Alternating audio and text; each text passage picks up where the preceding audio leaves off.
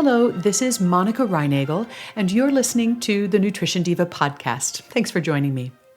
If you're getting a head start on your holiday shopping, I have an amazing idea for the little ones in your life. You can give them the gift of adventure and learning with a subscription to Little Passports. Explore a new country like Brazil or Japan every month as packages arrive filled with international recipes, souvenirs, activities, and more. Nutrition Diva listeners can find special holiday deals and get a peek inside the monthly packages. It's all at littlepassports.com/nutrition. Padme wrote to me this week to tell me about a new diet that she's been on and she's very excited about. According to the creator of this diet, this 8-week meal plan will shrink your waist, melt your fat, and give you the body of your dreams. All the recipes, which Padme tells me are both delicious and quite filling, incorporate lots of spices like cumin, coriander, turmeric, cinnamon, cayenne, black pepper, and more. And the idea is that all of these spices speed weight loss by flushing impurities from your body and supercharging your metabolism. After the first week, which focuses on detox, Padme has already lost 7 pounds, and she's absolutely thrilled with her results. But she does have some questions. I know I'm going to hit a plateau eventually, she wrote.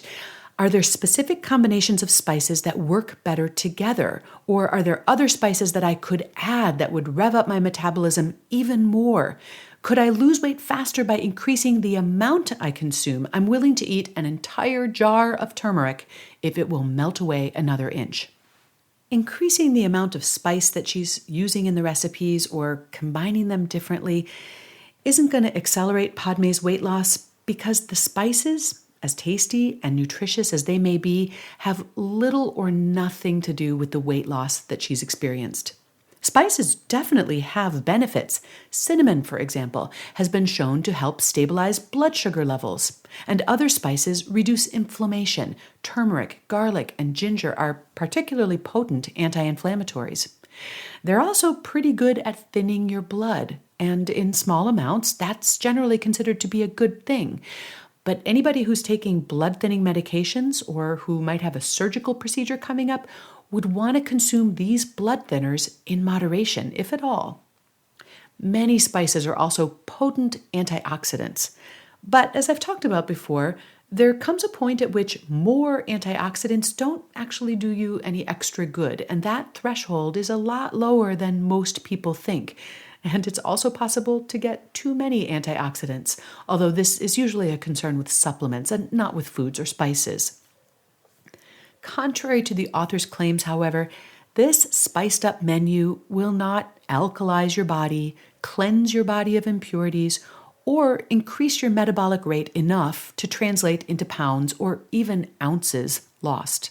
This diet works for one very simple reason. It's low in calories. For the meal plan that I looked at, it was about 1,500 calories per day. It's also quite low in carbohydrates, only about 20% of calories, and that explains the rapid initial weight loss. A sudden restriction in carbohydrates will usually cause the body to shed quite a bit of water. This is not a sustained effect, but rather a one-time adjustment. And it's also reversible. If you start eating more carbs again, that water will come right back on. Either way, it's not fat you're losing or gaining, it's just water. The spice diet is moderate in protein, about 20% of calories, and it's relatively high in fat, about 60% of calories, which is probably why Padme is finding the meals so tasty and satisfying.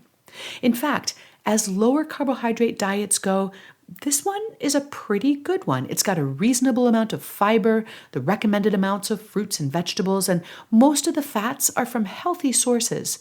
It's also very low in added sugar and processed foods. You could certainly do a whole lot worse. But Padme's suspicion is right on target. The rapid weight loss that she saw in the first week will probably not continue. Aside from water weight, Padme could expect to lose up to 2 pounds of actual body weight per week. After a few weeks, however, the rate of weight loss will gradually slow down. Why? Well, for a few reasons. Number one, as you lose weight, you need fewer calories. And unless you are continually decreasing your calorie intake, your rate of weight loss will slow. Secondly, after several weeks of calorie restriction, your metabolism may slow down to compensate, and that can slow your weight loss. And thirdly, with rapid and steady weight loss, it's also really hard to prevent the loss of some lean muscle tissue, and that can lower your metabolic rate even more. If and when you do end up reaching a plateau, you can check out the tips in episode number 148, How to Break a Weight Loss Plateau. My bigger concern, however, is what's going to happen when you reach your goal or the end of the program. Padme admits that following this diet to the letter is pretty challenging, and that suggests to me that it may be tough to keep this way of eating up indefinitely. And that's exactly why so many people, having successfully lost a bunch of weight following a special diet, start regaining that weight the minute they finish the program. There's just too big a gap between the way they lived and ate while they were on the diet and the way they live and eat in real life. Now, I'm hoping that Padme will be the exception that proves the rule. But for those looking for a more sustainable approach, I'd like you to check out episode number 163, How to Lose Weight Without Dieting. And for those who still believe that the best diet is the one that takes the weight off the fastest, please go back and check out episode number 381, How to Avoid the Biggest Loser Syndrome. I frequently get emails from listeners saying that what they've picked up from the Nutrition Diva podcast and the episodes I've just mentioned has helped them lose 10, 20, or even 80 or 100 pounds, not in a matter of weeks or even months, but over the course of a year or several years.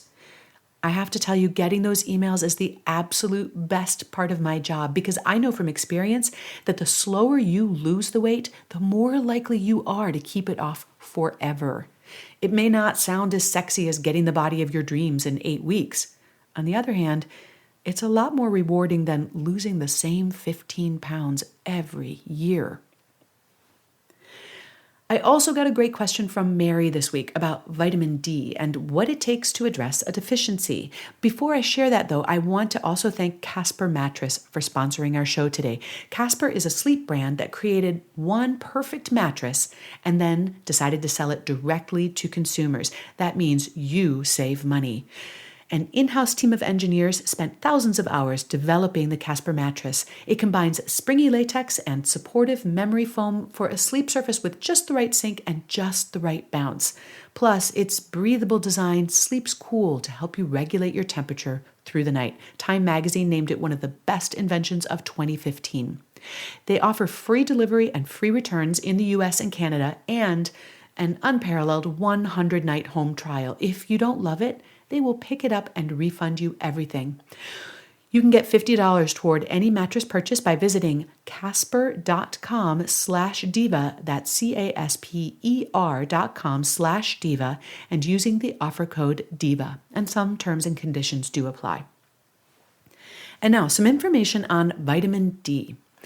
As part of her physical this year, Mary's doctor tested her vitamin D levels and discovered that she was deficient. But she had been taking 1,000 international units of vitamin D every day, and she wondered whether there might have been something wrong with her supplement. One of the really interesting things about vitamin D is that once you are in a state of deficiency, it can take a surprising amount of oral vitamin D to move the needle on your blood levels. And I think part of this is because our bodies aren't really designed to get vitamin D from our diets, but rather from the sun. Restoring a vitamin D deficiency often takes doses 10 times higher than what Mary was getting from her supplement. So it's not that surprising that it wasn't enough to solve the problem or prevent the problem. Fortunately, those larger doses are quite safe. I posted a more detailed answer to Mary's question, along with a link to the latest guidelines on treating vitamin D deficiency on my blog. You'll find that at nutritionovereasy.com. And for a transcript of today's show on spices for weight loss, go to quickanddirtytips.com, where you can also post your comments and your questions.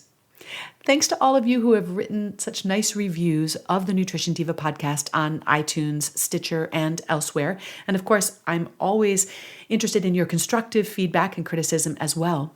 But if you enjoy the podcast, I do hope that you'll mention it to a friend that you think might enjoy it too. That's one of the chief ways that people find the podcast. And I'm always happy to welcome new people into our nutrition community here. Thanks so much for listening this week. Have a great week, and remember to eat something good for me.